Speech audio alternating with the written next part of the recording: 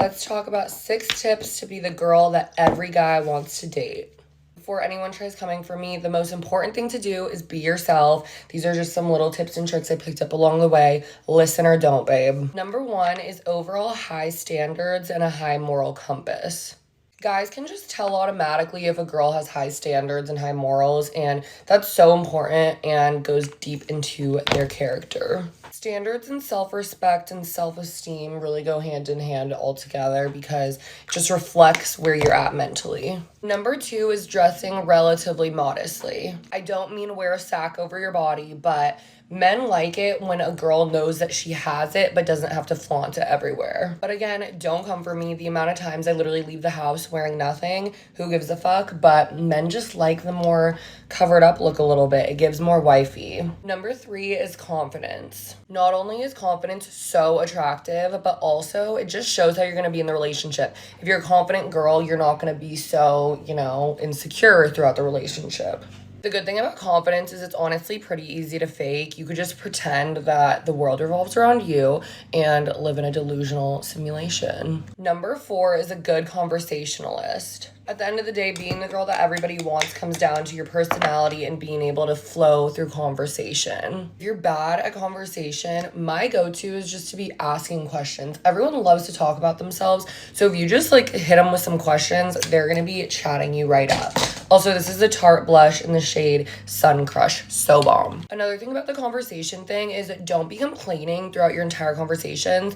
A lot of people like to fill their conversations with complaining and gossiping because they honestly can't think of anything else to say.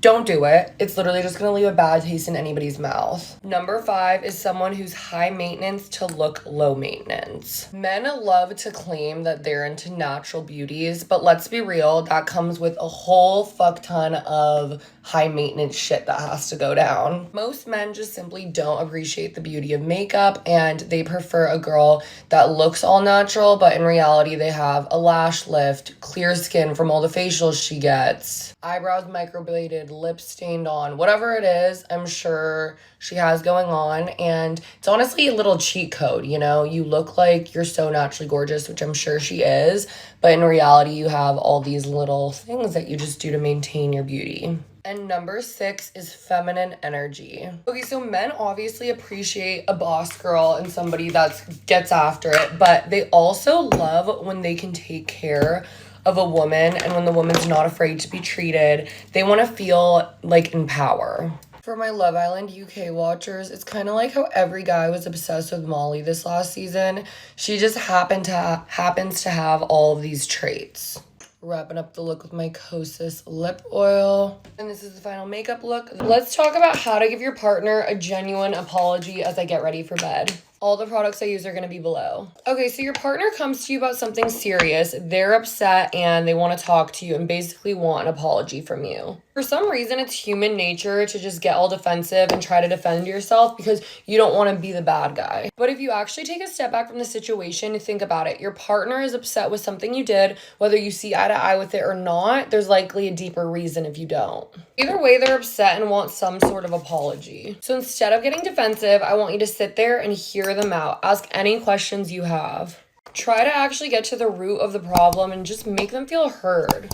So now that you've heard them out, I want you to actually make a genuine apology and say you're sorry and truly mean it, and then take accountability for what happened. Then I want you to acknowledge their feelings because this is going to make them feel so much more comfortable and feel more sane. Then I want you to say what you are going to do in the future to change whatever behavior they were upset about. Here's the main kicker though. The best apology is when you actually change your behavior. Don't say sorry if you don't mean it because you should abide by what you say. And that is how you communicate in a healthy relationship when you're apologizing to your partner.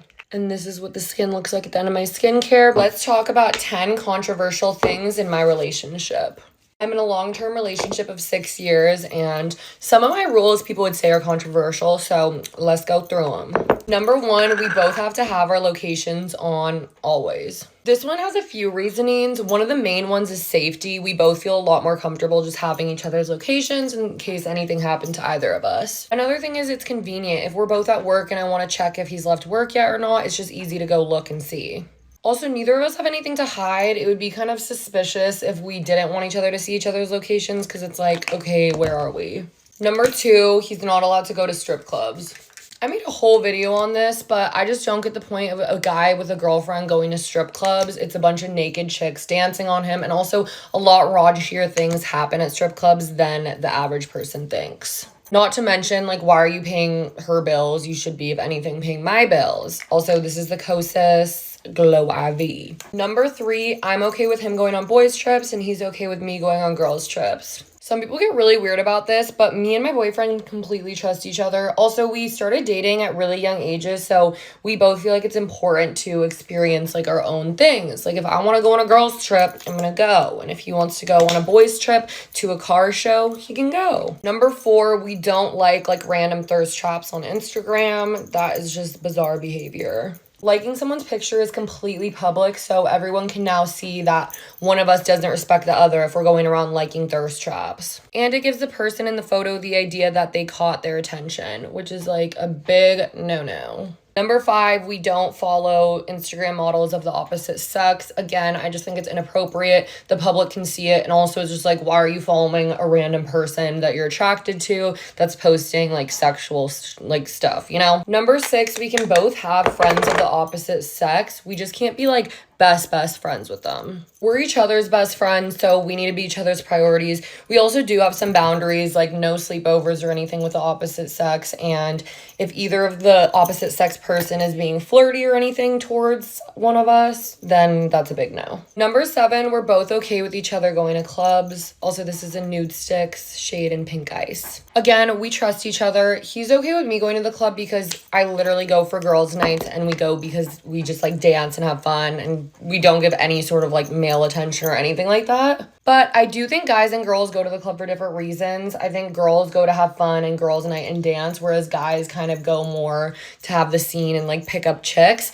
But I'm totally fine with my boyfriend going, but if it became like a habit of him going all the time, I would be a little bit confused. Number 8, we both know each other's passwords, not for social media and stuff like that, but just our basic phone passwords, because if you're in a relationship, especially for as long as mine, you shouldn't be hiding anything on your phone. So both of us are super open with just like leaving our phones out because you shouldn't have anything to hide.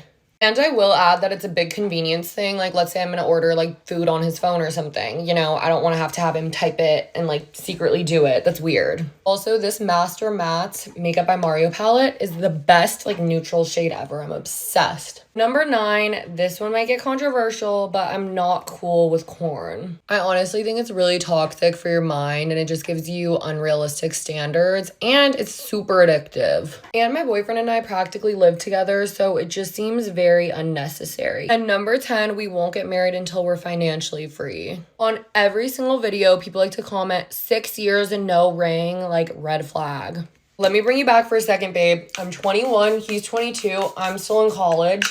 I need to be financially free before I get married. Not only are we super young, but weddings are expensive as fuck. Same with like engagement rings and everything. And guess what? Me and my boyfriend are both extra, and we are gonna wanna have the biggest, most insane wedding you've ever seen. So let me be financially free before I plan my dream wedding. Anyways, this is just what works for my boyfriend and I do. Let's talk about my thoughts on your boyfriend having a girl best friend. I know this is a controversial topic, so just know everyone's opinion is different. So when I'm in a relationship, it basically comes down to respect for me. I want to make sure that I'm being respected at all times. For me, the girl best friend is very situational. If he's had a girl best friend in the past before me, that's one thing. But I do think it's weird if he randomly makes a girl best friend as we're dating, because how are you randomly just like getting so close to a girl at once? Also, this is a Desi Agua Fresca moisturizer. I don't mind him having friends that are girls, but if he becomes like best friends with a girl, that's like, okay, you guys have been spending a little bit too much time together. So let's say he does have a girl best friend before me and we start dating.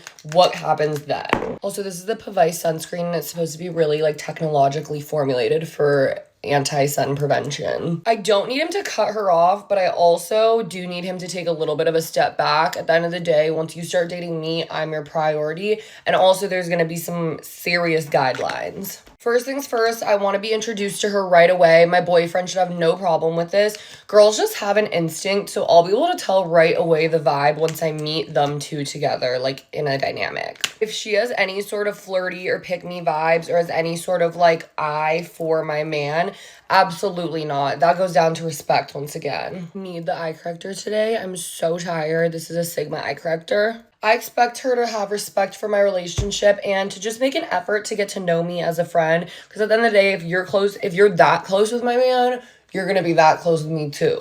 I want to feel included, and I also want to be secure that I am the number one priority. He can't be choosing her over me in any instances. I also think it depends on their history. If they have any sort of sexual past, immediately no. If they were attracted to each other once, then it'll happen again. Another boundary I would have is making sure that they don't have hangouts like alone in each other's bedrooms and don't have any sort of sleepovers. I just think that crosses the boundary of like, our bedrooms are intimate for us. A major observation to make is watch how the mom views this girl best friend. If your man's mom is like low-key shipping the two of them and like obsessed with the girl best friend, then that's just kind of a red flag because you don't want to feel like second best in the mom's eyes either. To summarize, I'm not completely vetoing the girl best friend. However, there is just going to be like a lot of boundaries just because that is what I'm comfortable with and it's different for everyone. I think it's really important to just vocalize how you feel in the beginning of the relationship because if you wait until later on in the relationship, then weird tensions are just going to build up and you're just going to be like pissed at everything. Once you bring up that conversation, then you can continue that conversation about how you feel, how you need to meet her, etc. This may be kind of fucked up to say, and please don't come for me. I just want to be fully real.